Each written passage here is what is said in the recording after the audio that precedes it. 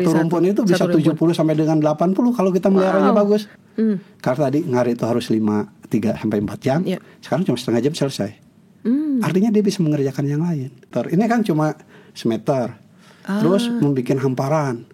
Nah, itu kan jadi instagramable.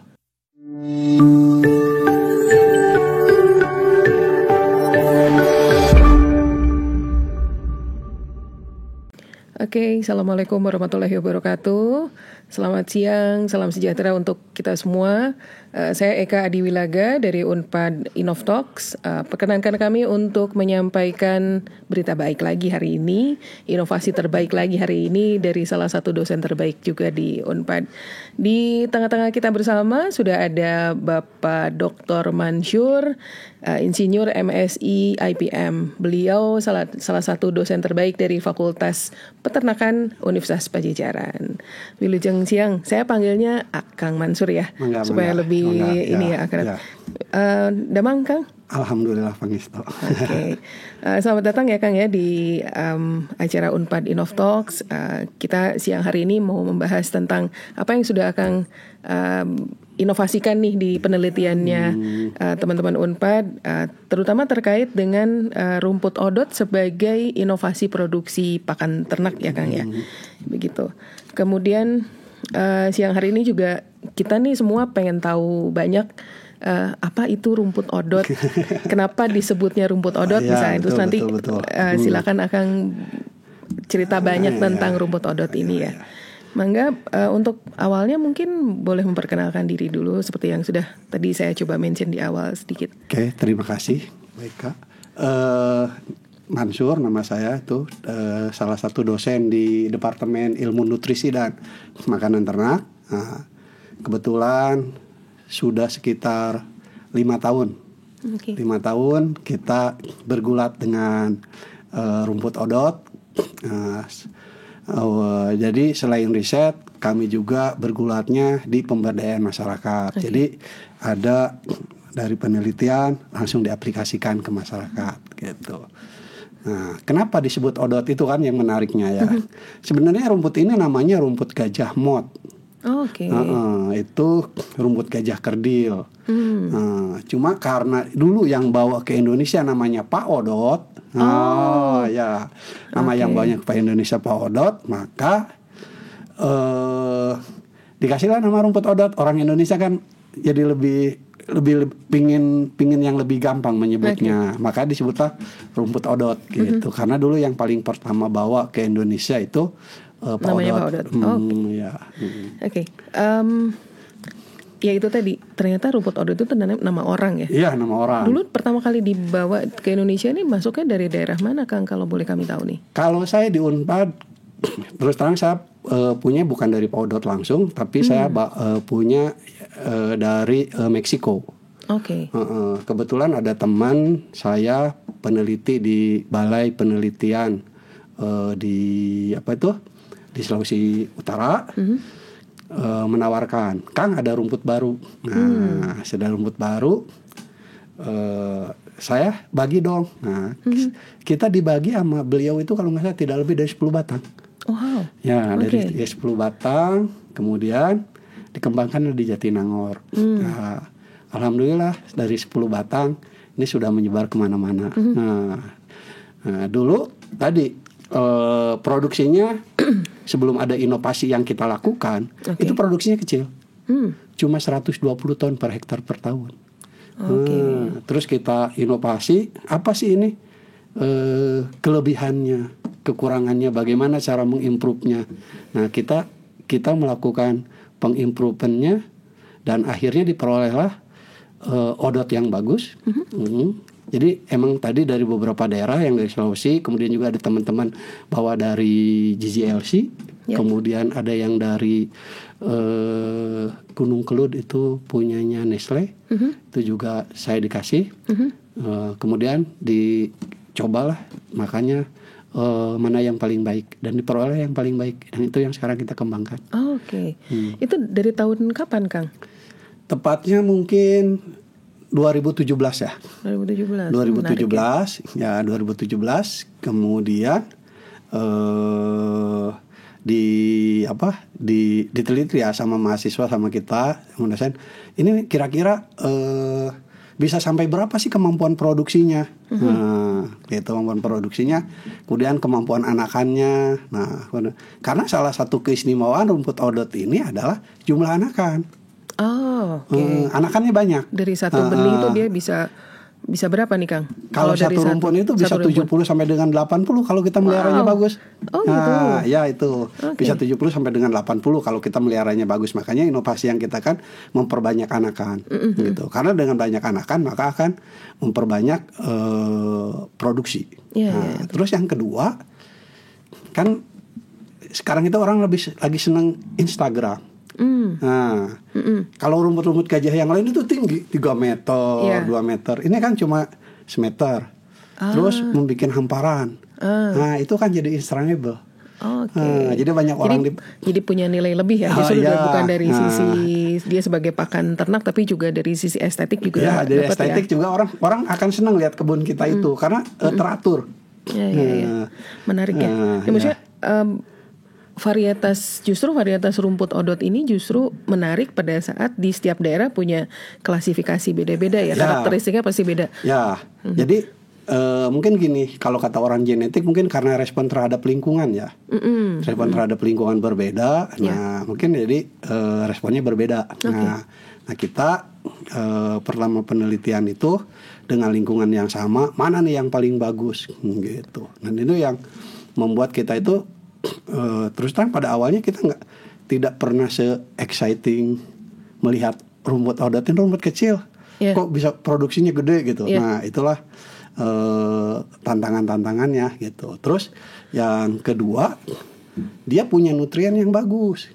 Jadi untuk ternak tuh dia punya kan kalau ternak itu kalau pengen produksi susunya banyak itu harus protein sama TDN-nya tinggi.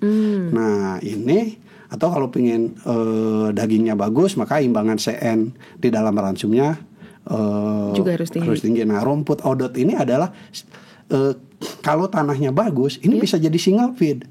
Single feed itu satu bahan makanan itu cukup dengan rumput odot ini justru bisa menaikkan jumlah produksi susu, jumlah besaran daging gitu ya. Kita coba di Cisarua itu ketika dirubah dari rumput biasa ke rumput odot itu dia naik susunya 2 sampai dengan 3 liter. Per satu ekor sapi. Artinya kan ada kuantiti pendapatan di situ. Luar biasa ya. Gitu. Makanya begitu lihat ada kuantiti pendapatan, ada peningkatan produktivitas, makanya masyarakat tertarik untuk mengembangkan dengan metode yang kita kembangkan. Gitu. Selain tadi yang pertama kali gampang diingat adalah ternyata rumput odot ini secara estetik juga oke gitu. Dia bisa juga menaikkan jumlah produksi hasil ternak gitu kan. Kemudian kira-kira apa lagi nih Pak kalau keunggulan si produknya rumput odot ini dibanding rumput biasa? Kan mungkin kalau justru kita kalau di perkotaan kita nggak tahu ya maksudnya rumput apa sih sebenarnya yang maksimal kalau kita punya ternak, let's say misalnya kita punya kambing di rumah terus pokoknya makan aja. Ternyata rumput odot ini jauh lebih bisa dimaksimalkan nih. Keunggulannya selain dari sisi itu apalagi nih Pak? Jadi keunggulannya adalah gini Teh. Jadi kalau kita tadi selain nutrien, kemudian kualitas, tadi kemudian ini yang kedua adalah mudah untuk diharvest. Karena kan rumputnya pendek, nggak panjang. Jadi tinggal dipotong itu gampang naliinnya, gampang memanagenya gitu. Kemudian yang kedua adalah selain mudah diharvest, ini hubungannya dengan nutrien lagi, dia mempunyai serat kasar yang sedikit.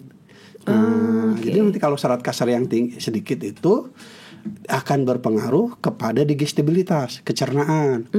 Nah, makin sedikit seratnya, maka makin kecernaannya kan dicerna oleh si ternak ini ya. Karena kecernaannya makin banyak, maka akan lebih banyak dikonversi jadi daging atau jadi susu. Gitu. Luar biasa Pak.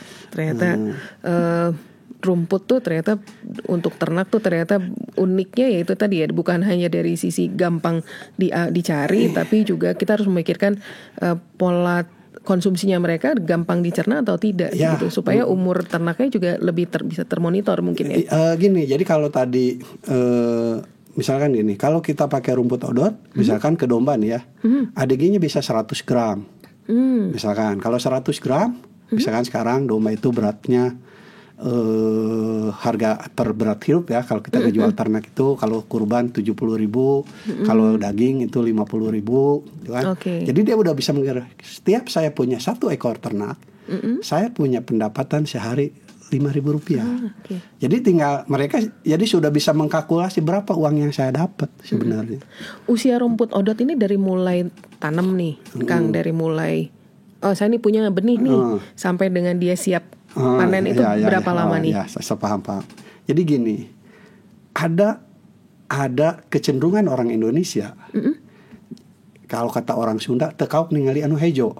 Nah itu, ya tekau ningali anu hejo. Saya jadi gak enak karena kerudung saya hijau. Ya, mereka langsung mau motong aja tuh. Nah, padahal itu tidak boleh. Karena apa? Sistem perakarannya belum bagus. Nanti red growth-nya jelek. Jadi saya selalu kan rumput boleh pertama kali sejak ditanam, kemudian dipotong, itu jangan kurang dari 2 bulan. Jangan kurang dari 2 bulan. Itu baru akan bagus, red growth-nya bagus. Apalagi sampai 3 bulan. Oh itu mah sustainnya akan lama gitu ya. Cuma tadi permasalahan orang Indonesia itu ya, saya di petani, Pak kok rumput odot saya cepat mati 2-3 kali. Saya tanya, Bapak panennya kapan? Panen pertama 1,5 bulan. Ya itu. Itu nggak boleh ya? Nggak boleh. Karena tadi akarnya belum bagus. Ada standar minimal usia minimal untuk dia siap panen. Ya betul. Gitu. Nah Pak, kalau yang rumput odot ini diaplikasikannya di mana aja nih? Apakah hanya di peternakan atau mungkin idealkah misalnya rumput odot ini untuk hewan-hewan ternak apa aja? Rumput odot ini karena pertama disupport sama Bio Farma, untuk kuda-kudanya Bio Farma sebenarnya. Jadi untuk kuda-kudanya Bio Farma, kita dengan 4 hektar bisa support 250 ekor. Itu sesudah dengan menggunakan rumput odot ini. Metode kita. Nah akhirnya tadi TK ketika masyarakat itu sudah lihat, itu baru mereka ternyata betul produksinya bagus ini, baru nih menarik. Nah sekarang yang sudah besar dan banyak ya, mungkin tadi saya ada 2 tempat yang relatif lebih bagus ya.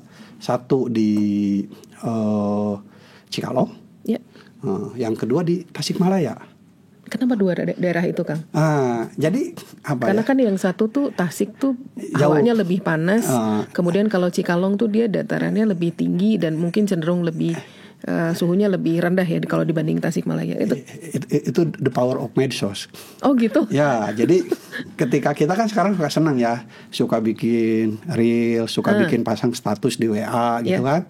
Lihat orang kan lihat, Kang itu rumput apa? Ini nanya. Ada nggak? Ada bibitnya, saya kasih. Ya. Nah itu saya kasih bibitnya. Ya, di Cikalong sekarang mungkin udah 30 hektar ya. 30 hektar mungkin satu-satunya di peternakan rakyat yang satu hamparan. Hanya mereka bertanam rumput odot. Terus yang kedua di Tasik. Tasik itu ada 2 titik. Di Cikatoma sama di Jatiwaras. Itu berapa luas, Kang? Di situ mungkin antara 8 sampai dengan 6 lah. Satu titik aja, mungkin satu kecamatan kali ya segitu, atau satu kelurahan? Satu desa. Nanti mungkin yang Jatiwaras ini, yang Jatiwaras ya, ini mungkin akan lebih bagus ya. Nanti karena ini kelola BUMDesnya oleh BUMDes banyak desa. Nah itu metodenya juga bagus. Itu nanti mau dikembangkan dan sekarang sudah jalan. Kemudian yang mau saya tanyakan nih, selain pertambahan tadi kan udah pasti kalau kita menanam satu varietas yang berhubungan langsung dengan ternak dan menaikkan produksi. Nah selain dari sisi menambah penghasilan, tadi kan kita di awal juga cerita itu ya. Ada lagi nggak kira-kira Kang storiesnya selain menambah penghasilan? Ada success story di teman-teman petani ini apa? Jadi dengan memakai rumput odot nih? Saya itu kan paling benci kalau disalahkan. Ya. Nah, peternakan itu menyebabkan pemanasan global. Oke. Ya, bla bla bla bla. Nah, gitu kan, karena menghasilkan metan. Kata saya itu peternakan yang tidak nanam rumput.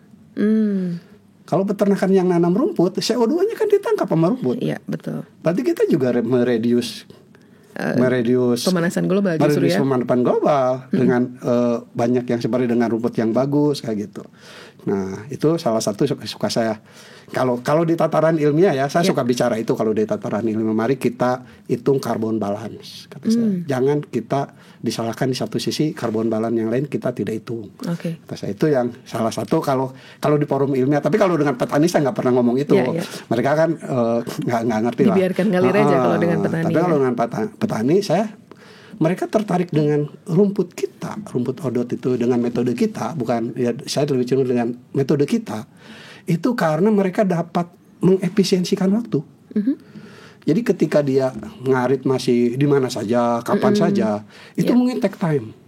Iya, dia harus jalan dulu kemana, cari dia punya 5 ekor bagus. domba saja, mungkin dia harus ngabisin 4-5 jam. Apalagi musim kemarau. Iya. Nah, sekarang, hanya untuk mencari sumber makanan berupa rumput ini ya. Sekarang salah satu keistimewaan ini punya 20 juga setengah jam selesai. Oke. Yang penting ya itu tadi dijaga usia panennya berapa. Dijaga usianya berapa, terus kapan panennya, ada rotasionalnya seperti apa, sehingga petani ini bisa membuat perencanaan produksi sesuai dengan kebutuhan ternaknya. Nah, itu yang ya. Jadi pada satu sisi ngajarin kebun, satu sisi ke petaninya kita ngajarin bagaimana mereka supaya bisa merotasi kebunnya, gitu. Nah, kalau kata Kang Mansur nih, kalau dari sebagai petani atau peternak pemula gitu kan, perlu lahan berapa luas untuk nanam rumput odot yang ya let's say misalnya saya punya 3 kambing, 1 sapi misalnya. Untuk pemula kira-kira berapa nih kan? Kalau saya tidak kesana lagi sekarang. Oh, itu kan kayak gitu. Nggak gitu lagi. Saya suka tanya ke Gimana pemuda, yuk pengen punya gaji berapa? Mau punya uang jajan berapa? Mau gitu punya ya? berapa? Yang paling gampang saya selalu pakai UMR. Iya. Artinya kan ketika kita orang pertanian, orang peternakan, tidak mau bersaing dengan industri, pendapatan kita harus besar dari buruh pabrik. Betul. Nah itu, makanya saya bilang, pingin pendapatan berapa harus di atas UMR. Nah maka kalau dengan di atas UMR kita hitung berapa kalau UMR di sini, kalau UMR di sana. Nah, baru mereka bisa merencanakan produksinya tuh. Taruhlah di Bandung Barat misalkan 2,8. Nah, 2,8 itu ya minimal harus punya 30. Itu udah beres. Gitu. Menarik ya ternyata. Ternyata orientasinya bukan berapa hewan yang kita udah punya duluan, tapi tujuan kedepannya ini hewan mau diapakan. Kalau mau dijual ekspektasinya berapa tahun, gitu kan seperti itu. Karena ujung-ujungnya ekonomi. Kalau tidak ekonomi tidak menarik sekarang kan. Betul. Tidak ekonomis, tidak menjual, gaji duit gitu ya.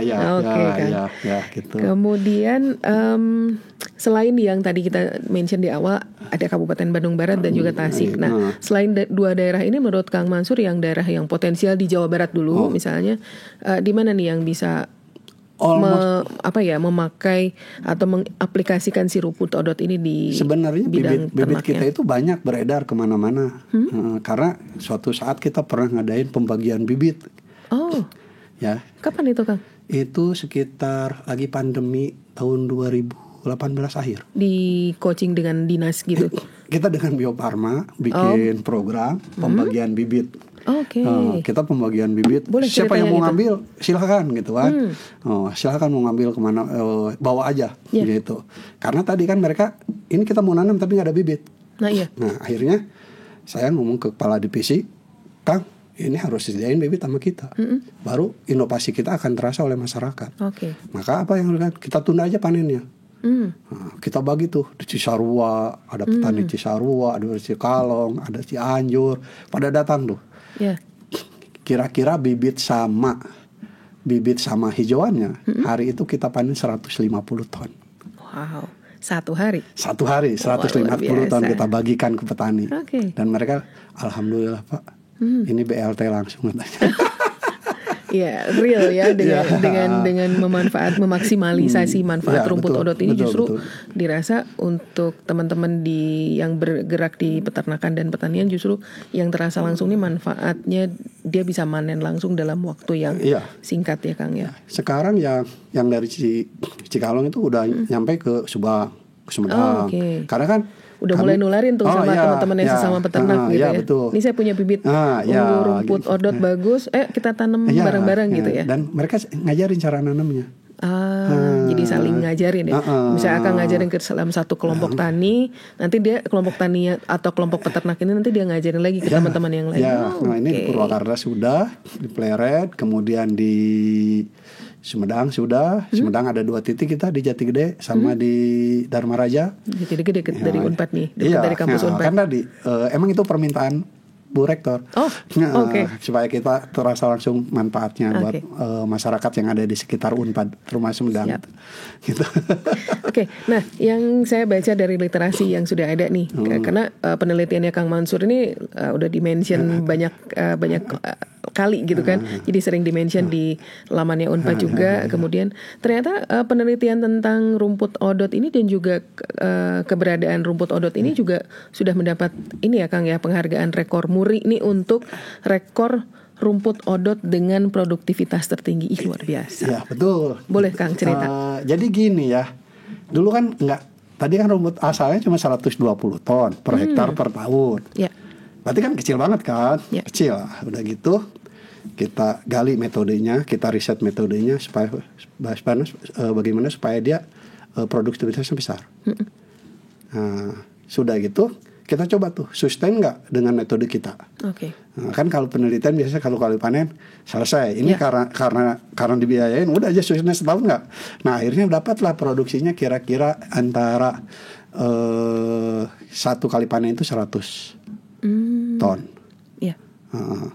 100 ton dengan catatan ya. Nanti catatan itu yang kali 6. Jadi ada 600 ton. Itu dengan periode 1 tahun. 1 tahun. Ya, makanya itu ini Mbak rekor muri. Iya karena luar biasa ya, dengan 1 tahun bisa justru berpuluh-puluh kali lipat dari jenis rumput dari yang lain ya, atau dari asalnya bahkan. Gitu. Ya itu tadi yang bedanya kan di risetnya. Jadi gini, kita buka aja di sini ya. Ilmu kan harus supaya teman-teman ilmu harus dibuka kan. Teman-teman gitu ya. Inoftalksnya jadi tahu gitu. Ilmu kan. harus dibuka kan. Satu yang pertama, kalau Anda pingin 600 ton per hektar setahun, itu tanah itu harus diolah. Nggak bisa nanam rumput cuk pas ini aja. Itu nggak akan nyampe. Itu produksinya paling 2 sampai dengan 3. Yang kedua adalah tanah kita kan semuanya asam. Ya betul. Tanah kita tuh asam. Nah kalau asam berarti nutrien itu tidak tersedia. Maka inovasi berikutnya adalah kapur. Nah jadi tadi olah tanah kapur. Nah yang ketiga adalah inovasinya kita pingin bahwa lahan kita itu sustain. Nah, sustain lawannya ketika pingin sustain maka kita harus banyak memberikan dari tanah menjadi tanah lagi. Makanya kita kotoran ternak dibalikin lagi. Ke situ. Jadi ya nutriennya terus terus istilahnya cycle-nya terus berjalan. Betul, cycle-nya dijaga terus, dijaga. Jadi setiap panen apa ada yang di kandang masukin, apa yang di kandang kita masukin. Itu aja inovasinya kita gitu. Sebenarnya. Inovasi besarnya 3, cuma cara menginovasi itu yang kita unik, ya? Agak lama gitu kan. Agak lama karena kan tadi ini tanah berapa nih? Kita coba kapurnya berapa? Kita hitung di ideal gitu. Saya pengen tahu nih dari Kang Mansur, daerah di Jawa Barat. Daerah mana yang paling sulit? Daerah yang paling sulit apa? Sulit untuk menanam rumput odot. Karena kan sebenarnya nggak sulit. Sebenarnya nggak sulit ya. Sebenarnya nggak sulit. Yang sulit itu manusianya. Oh gitu. Iya. Benar. Jadi kita nih orang-orang pemberdayaan masyarakat itu akan berkendala dengan orang. Karena nanam rumput itu pada dasarnya gampang. Nah, cuma tadi kita membuat trust misalkan TK supaya percaya ke saya bahwa apa yang saya omongkan itu benar. Itu kan perlu waktu. Ya, kecuali tadi ketika saya bawa petaninya ke tempat kita, itu dia lihat. Nah, petani yang tidak pernah dibawa itu lama.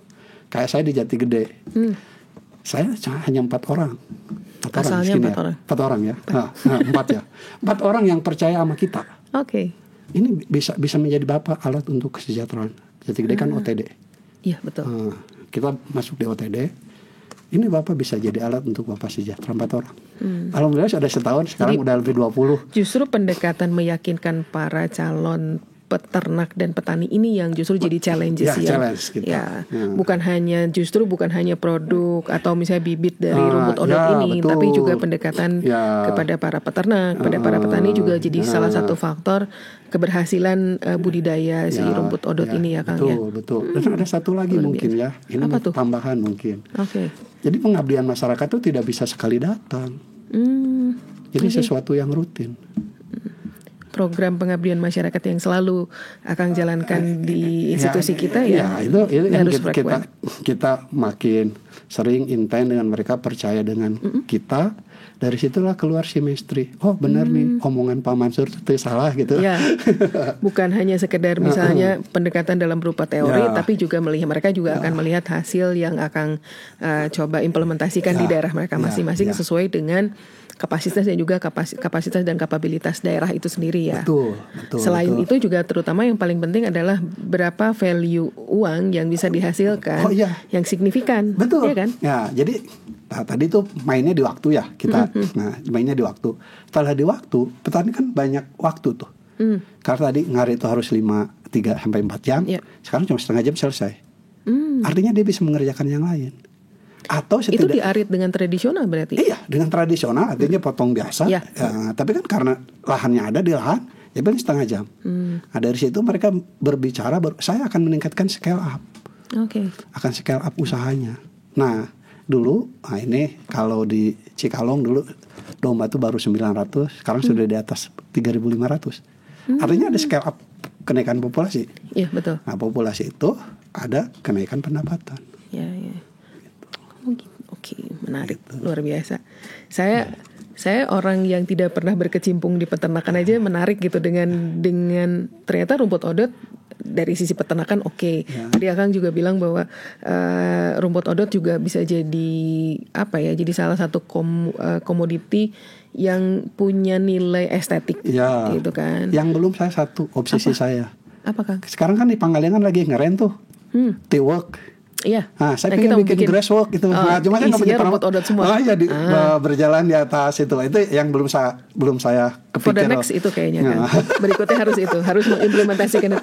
Atau mungkin nanti di lahannya Unpad mungkin nanti di peternakan atau di mana bikin green spot yang isinya adalah rumput odot yang kita pakainya bukan untuk peternakan tapi untuk estetik justru ya. Bisa ya seperti itu. Itu yang belum saya lakukan nih. Jadi kan kalau Pangalengan tuh lagi banyak kan lagi rame tuh kan. Nah, saya punya daya tarik bukan hanya dari sisi istilahnya tampilan yang lain tapi justru dari budidaya yang sudah dikembangkan dari teman-teman dosen terutama di Fakultas Peternakan ya. Rasa penasaran saya ada satu lagi nih. Kalau saya pengen tahu tips and tricksnya Kang Mansur untuk gimana nih kalau saya sebagai petani pemula yang bisa memaksimalkan manfaat rumput odot ini? Ya gini. Apa yang harus kira-kira saran terbaik untuk para petani pemula atau peternak pemula ini? Peternak pemula. Jadi saya tadi yang tanya aja ke mereka, pingin punya pendapatan berapa? Nanti kita hitung. Nah, Anda nanti jatuh tuh punya ternak berapa, punya kebun berapa luas, berapa odot yang akan ditanam. Nah, kalau sudah itu akan sustain tuh dengan itu. Nah, nanti kalau udah pingin ini, saya ingin tambahkan, pendapat saya ingin tambah, berarti tinggal scale up ternaknya, berarti perluas kebunnya. Nah, gitu. Nah, tapi yang satu harus istiqomah. Sama kan semuanya juga nanam rumput terus nanam rumput ya, jangan tiba-tiba tergiur produk lain terus dia pindah gitu kan. Kemudian kalau dari sisi umur nih rumput odot ini dari mulai tanam itu bertahan sampai berapa? Kan pasti berkali-kali diambil gitu kan, kemudian misalnya dipanen lah. Nah itu umurnya berapa lama nih Kang? Setahun itu bisa 6 sampai dengan 8 kali dipanen. Ya saya sih enaknya pakai 6 kali. Biar setiap 2 bulan sekali saya dipotong. Terus berapa lama nih bisa bertahan? 7 tahun. 7 tahun. 7 tahun sekali tanam. ya sekali tanam, terus panen terus sepanjang tadi kesuburan tanahnya diperhatikan, terus gulmanya juga diperhatikan, terus tadi kesuburan tanah lewat pemupukan dan cara panen. Cara panen yang benar juga cara jadi panen yang betul. salah satu poin utama ya. Karena salah satu kunci sustainnya rumput ini adalah di cara panen. Supaya nggak salah dari mulai nggak salah potong. Iya betul. Gitu kan? Karena nanti begitu salah potong, yang keluar itu bukan ini kan kalau keluar dari bawah itu besar. Tapi kalau keluar dari ini kata orang Sunda mah cengkeh gitu ya, itu kecil. Maka produktivitasnya akan kecil. Jadi, makanya motongnya juga harus benar gitu benar, ya? Kan kita berharap produktivitas kita yang tinggi gitu. Makanya cara nanam yang betul. Oke. Menarik, ternyata banyak yang bisa kita cari tahu nih di Unpad Innovtalks yang hari ini. Terakhir dari saya pengen akan sampaikan ke teman-teman sobat Unpad Innovtalks. Kira-kira closing statement apa yang mau akan sampaikan terkait nih si rumput odot ini, supaya siapa tahu kan yang nyimak podcast kita siang hari ini banyaknya peternak dan petani muda. Nah, kira-kira dari Kang Mansur nih punya tips apa atau punya ajakan apa nih supaya regenerasi dari kawan-kawan di peternakan ini juga bisa makin meluas dengan inovasi rumput odot ini. Ya, jadi yang pertama ingin saya yang pertama adalah kalau Anda ingin tidak dibudakkan oleh ternak, Anda harus nanam rumput. Itu pertama. Jadi Anda akan mengatur keadaan kondisi Anda sepanjang Anda menanam rumput. Itu yang pertama. Yang kedua, masalah besar dan tidaknya pendapatan itu tergantung pada skala Anda akan berapa potensi yang Anda punyai. Itu aja. Oke. Terima kasih Kang Mansur. Sebenarnya sih masih pengen banyak yang kita obrolin ya siang hari ini terkait rumput odot. Mudah-mudahan kita masih bisa ketemu lagi di episode Unpad Innovtalks berikutnya. Mungkin yang tadi nanti. Ya, nanti berikutnya kita jadwalin lagi sama teman-teman di Unpad Innovtalks, kita bicara lagi yang lain. Siapa tahu berikutnya nanti rumput odot ini punya cerita lain ya Kang ya. Oke. Dengan berakhirnya sesi kita siang hari ini juga kami akhiri juga pertemuan Unpad Innovtalks siang hari ini. Mudah-mudahan apa yang kita ceritakan siang hari ini juga punya bermanfaat untuk teman-teman di luaran sana juga terkait sivitas akademikanya Unpad.